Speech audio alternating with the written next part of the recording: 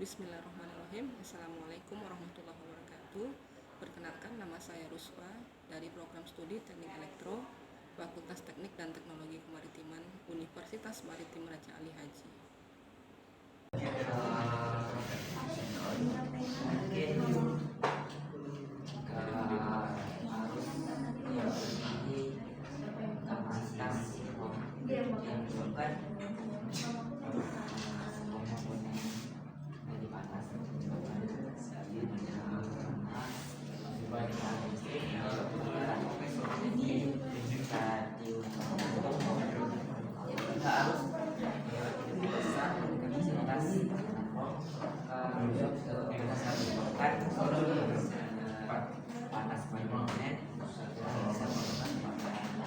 Bismillahirrahmanirrahim. Assalamualaikum warahmatullahi wabarakatuh. Waalaikumsalam warahmatullahi wabarakatuh. Baiklah, kita bisa kembali bertemu ya di dalam kelas rangkaian listrik. Insyaallah pada pertemuan keempat ya hari ini lebih barokah kita mulai perkuliahan ini dengan membaca Bismillahirrahmanirrahim. Ya, pada pertemuan ini kita akan melanjutkan pembahasannya itu mengenai hukum Ohm. Jadi sebagaimana yang sudah kita pelajari di pekan sebelumnya, ya kita sudah berbicara tentang arus ya, kemudian tentang tegangan, energi dan daya. Ya, bahwasanya arus itu adalah muatan yang mengalir ya di dalam.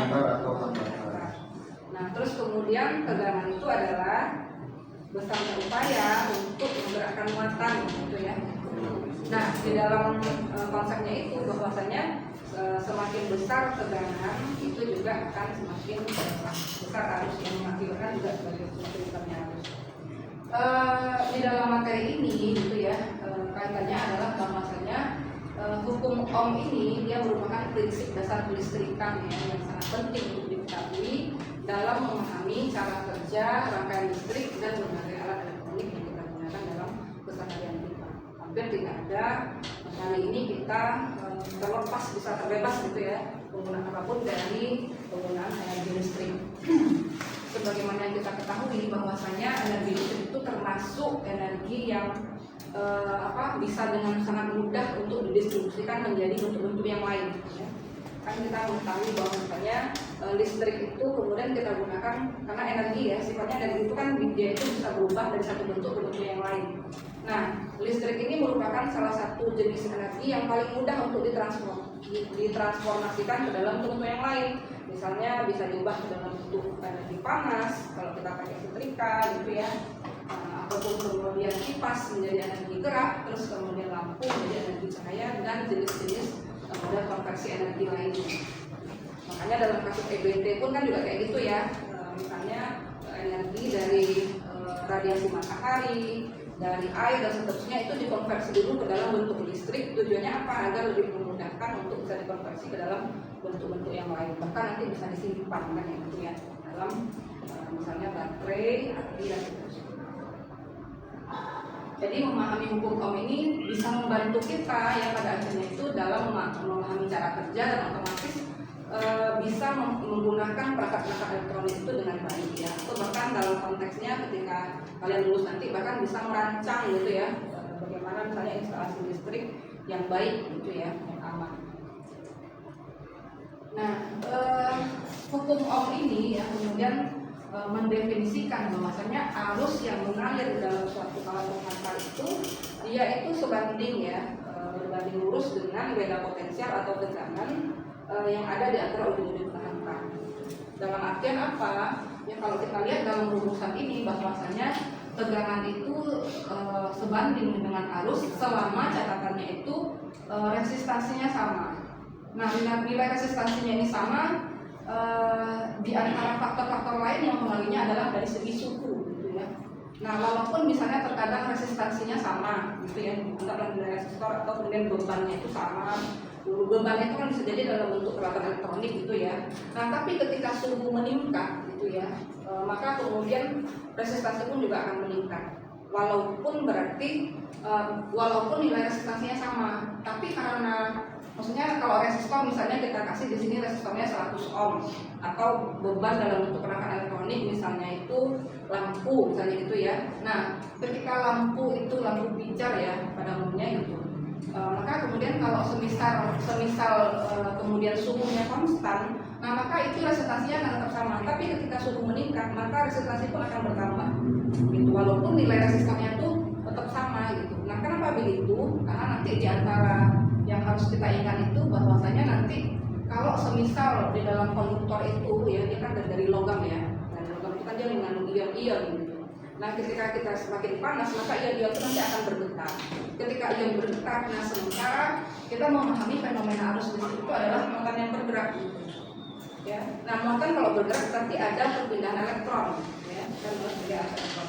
Nah perpindahan elektron itulah ketika di satu sisi ion-ion itu bergerak dengan cepat karena karena suhu terus meningkat, maka dia akan besar kemungkinan kemudian terjadi tabrakan gitu ya antara elektron dengan ion-ion tadi itu. Ibaratnya kayak kita ya, kalau kita analogikan misalnya ketika kalian berjalan sementara di satu sisi kita berlari di tengah kerumunan manusia gitu loh. Semakin banyak kerumunan manusianya kan kita akan kemungkinan besar untuk berkeburukan atau semakin lambat sampai tujuan itu kan besar. Nah maka dalam konteksnya ini adalah P sama dengan I kali R dalam konteks R-nya itu dalam nilai yang tetap termasuk dari segi suhunya. Di dalam slide ini ya dicontohkan bahwasanya dari segi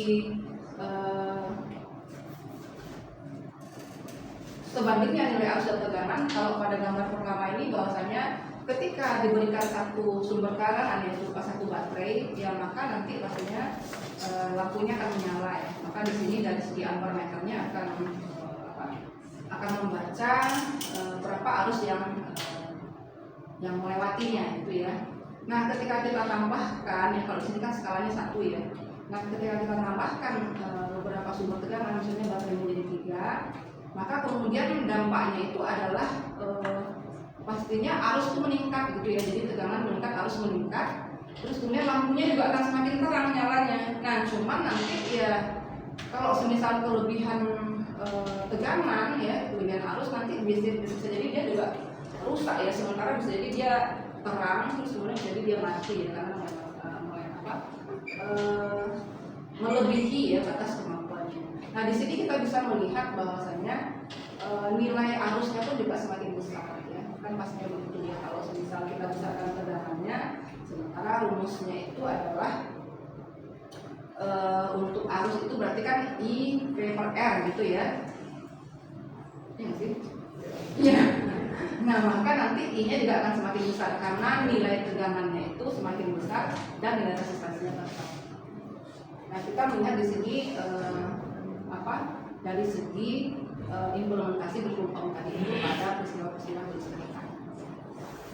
Nah nanti memang kalau salah satu indikasinya itu kalau kita bisa lihat ya pasti di sini akan semakin panas, skalanya juga bisa jadi semakin panas.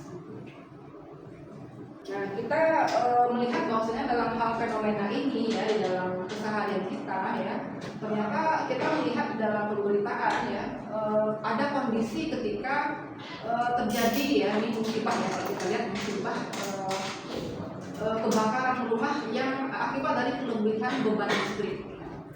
Nah kira-kira kenapa sih hal ini bisa terjadi gitu ya? Kalau kita kaitkan dengan fenomena kumpa itu seperti apa? Nah saya akan melihatkan ada satu video gitu ya.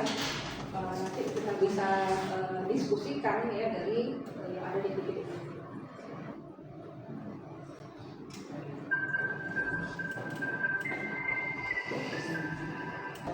Kira-kira dari pemaparan informasi tadi itu ya, apa sih yang kalian dapatkan gitu? Dari video tadi terdapat satu peristiwa yang dimana rumah kebakaran akibat kelebihan arus listrik pada pasangan AC. Oke, terjadi kebakaran karena masalah kelebihan beban gitu ya. Nah, kita bisa kaitkan ya fenomena kebakaran tadi yang terjadi di tengah masyarakat ya di Palembang itu seperti apa sih kalau kita kaitkan dengan hukum OM tadi itu ya, ataupun kemudian rumusan yang ada di dalam industri listrik. Nah, kita akan kira-kira nih ya yang akan kita bahaskan apa yang akan terjadi ya dengan arus listrik jika kita terus menambahkan peralatan listrik di satu terminal colokan. Ya, terus kemudian bagaimana hukum OM menjelaskan hal ini. Terus kemudian misalkan dalam satu kabel dirancang hanya untuk arus maksimal 10 ampere, lalu kalian colokkan alat-alat listrik dengan total arus 15 ampere. Nah, apa yang akan terjadi ya menurut hukum OM dan hukum daya? Nah, atau bahkan kalau kita lihat gitu ya, pernah nggak sih kemudian kita itu melihat atau mendengar kebakaran akibat listrik di rumah, kos atau lingkungan sekitar ya seperti tadi itu lah ya. Apakah itu bisa dijelaskan secara ilmiah dengan hukum dan hukum tujuh? Dan juga jika kalian nih ketika udah selesai kuliah gitu ya, kan calon-calon insinyur ya sebagai calon-calon sarjana teknik ya, ketika diminta mencegah kebakaran karena kelebihan beban, maka aspek apa yang akan kalian periksa ya dalam instalasi listrik? Komponen seperti apa yang bisa mencegah hal ini tadi? Ya. Nah, apakah kita selama ini terlalu meremehkan pentingnya pengetahuan dasar listrik, padahal kesalahan kecil bisa menyebabkan kebakaran? Bagaimana seharusnya calon sarjana ini berkontribusi dengan masyarakat? Berarti ini kalau nomor 5 ini lebih kepada kita tanggung jawab kita gitu ya sebagai seorang engineer gitu ya, berkontribusi dengan masyarakat yang bisa jadi masyarakat itu sangat awam sehingga besar potensi untuk melakukan kesalahan. Karena kan kadang kita biasa nggak apa-apa karena nggak ngerti kan kayak gitu ya. Nah, maka seperti apa kita harus menjelaskan hal ini. Nah, kita akan berusaha untuk membahaskan ini ke dalam beberapa kelompok gitu ya. Dari kalian nanti kita akan membagi kelompok. Silakan sih, ini ada berapa orang ya?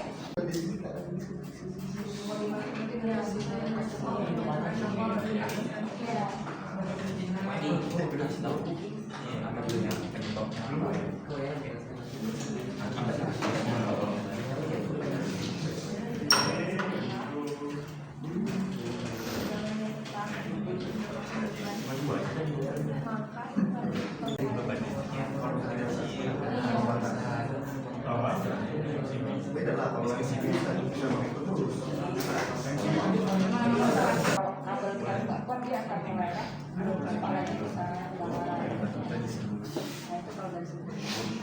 berarti semakin besar konsumsi daya itu bisa tegangan dan arus, nah itu bisa berdampak pada satu panas korslet gitu ya. Kalau menurut saya sih Bu ya, kalau misalnya ada listrik menambahkan beban arus listrik, maka arusnya itu akan semakin bertambah dan arusnya semakin bertambah, kapasitasnya semakin besar. Hal itu mungkin akan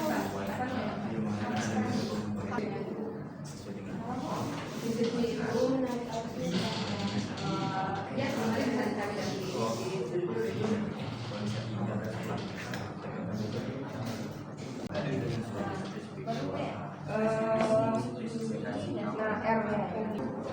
kita diskusikan ya tadi yang materi-materi soal sudah diberikan. Nah, kira-kira nih apa sih yang akan terjadi dengan arus listrik jika kita terus menambahkan peralatan listrik ke satu terminal colokan? Terus bagaimana hukum OM bisa menjelaskan hal ini? Nah, siapa nih kira-kira yang bisa mengomentarinya yang nomor 1 ini? Nah, ya kelompoknya Iqbal. Jadi jika di suatu terminal colokan itu kita nambah arus bagi kalian sama kayak kulkas, masuk itu kan menggunakan tes. Jadi karena semakin banyak peralatan yang kita gunakan pada satu colokan itu, maka arusnya kan makin bertambah. Nah, karena arusnya makin besar, maka otomatis tegangan yang kita gunakan itu juga semakin besar. Seperti yang terjadi pada hukum itu yang mana rumusnya kan I sama dengan I dibagi R. Nah, itu jika arusnya itu bertambah, maka tegangannya juga bertambah sesuai dengan prinsipnya yang mana arus listrik itu berganti lurus terhadap kalau kita terus menambahkan peralatan listrik ke satu terminal colongan, apa yang terjadi dengan arus? Maka arusnya akan meningkat gitu ya. Setiap kali kita menambahkan peralatan elektronik, nah maka nanti arusnya akan semakin meningkat sesuai dengan prinsip hukum Ohm. Ketika tekanan semakin besar maka arus juga akan semakin meningkat. Oke. Nomor 2 ya. Nah, nomor 2 siapa nih? Misalkan satu kabel dirancang hanya untuk arus maksimal 10 ampere. Lalu kalian colokkan alat-alat listrik dengan total arus 15 ampere. Lebih melebihi ya. Nah, kira-kira apa yang akan terjadi menurut hukum Ohm dan hukum daya? Kira-kira apa? Siapa kelompoknya nomor 2? Kelompok Anissa. Silakan. Jadi jika sebuah kabel yang dirancang dengan arus sebesar 10 ampere, tapi dipaksa untuk mengalirkan arus sebesar 15 ampere, maka kabel akan panas berlebih melayar atau terbakar.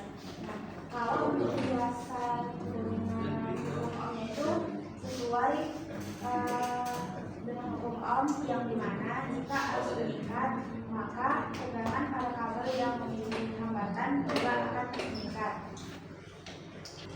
Nah, nomor 3 nih, pernahkah kalian melihat atau mendengar kebakaran akibat listrik? Udah pastinya ya, sering banget ya. Nah, menurut kalian apakah itu bisa dijelaskan secara ilmiah ya dengan hukum Ohm dan hukum Joule? Siapa nih yang nomor 3 ya? Tidak tadi akan kelompok Azri. Menurut kalian apakah itu bisa dijelaskan secara ilmiah? Saya jawab bisa, karena di dalam kehidupan sehari-hari kita tidak pernah lepas dengan kebutuhan energi listrik. Yang menyebabkan kebakaran itu bisa disebabkan karena tidak sesuainya spesifikasi kawan atau penghantar yang dimana apabila kita terus menambah beban sehingga membuat kabel konduktor melebihi muatan yang seharusnya beban yang ditambah itu tidak boleh melebihi, maka dalam jangka waktu lama maka kawat akan panas dan bisa membuat kebakaran. Dan dalam hukum Joule itu dimana I kuadrat dikali R dikali T, yang dimana I kuadrat itu harus dikali R dengan tegangan dan dikali T dengan waktu. Maka apabila seperti yang saya jelaskan yang tadi, apabila semakin lama dan kawatnya tidak sesuai maka bisa mengakibatkan kebakaran. Itu sering sekali terjadi ya, apalagi di wilayah-wilayah yang sempit gitu ya, sampai padat penduduk.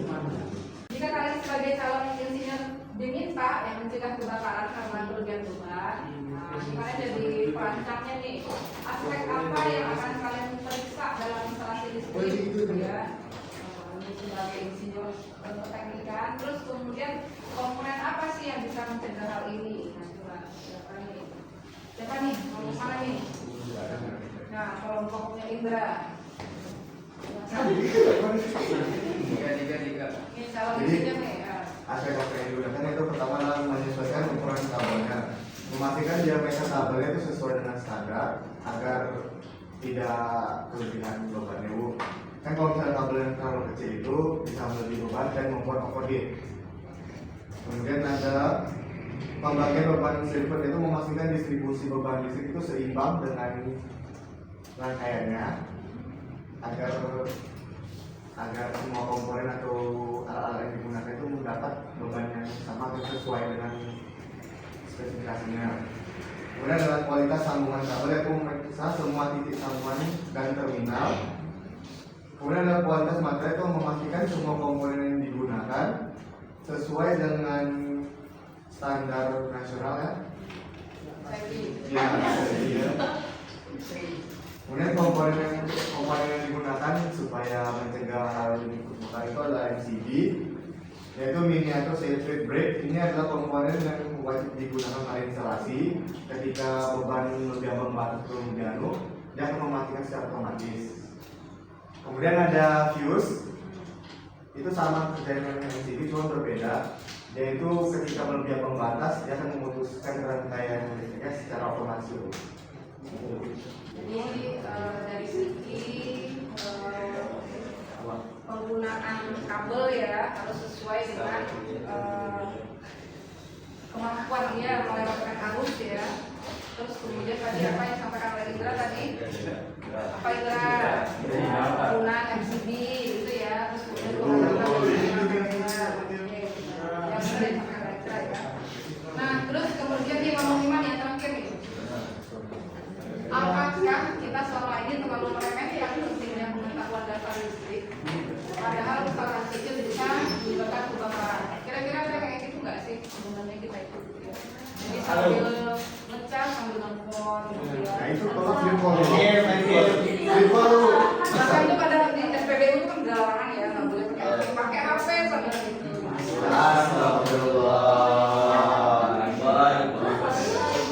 Tapi itu sebenarnya bisa dijelaskan prosesnya. Nah ini kalau konteksnya dalam hal dalam hal ini, dalam hal pendidikan ini, nah, bagaimana seharusnya seorang sarjana teknik berkontribusi di tengah masyarakat umum hari ini, masyarakat untuk hal ini. Nah, kira-kira yang nomor 5 nih, pertanyaan nomor paling akhir. Gas dan. Nah, pokoknya jangan beli gitu kan.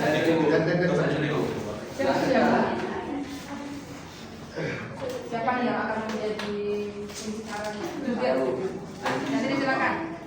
Ya, seringkali masyarakat meremehkan dasar-dasar listrik seperti tidak memperhatikan daya maksimal kabel atau colokan. Nah, hal ini sangat berbahaya karena bisa menyebabkan kebakaran.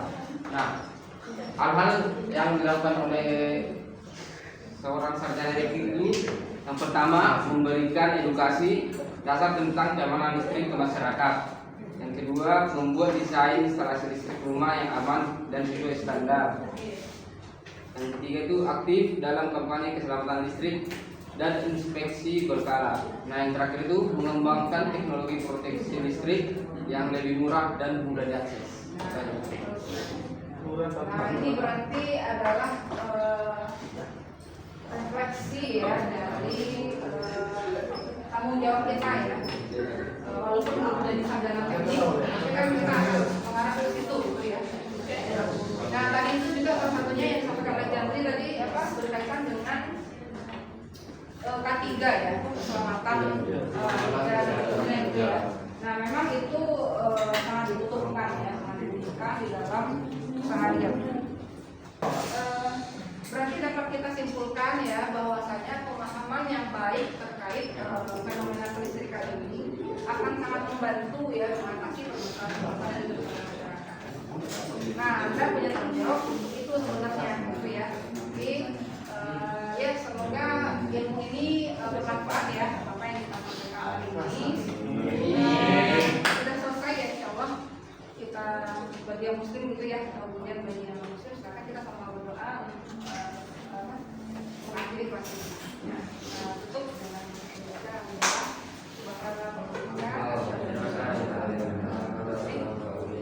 Assalamualaikum warahmatullahi wabarakatuh.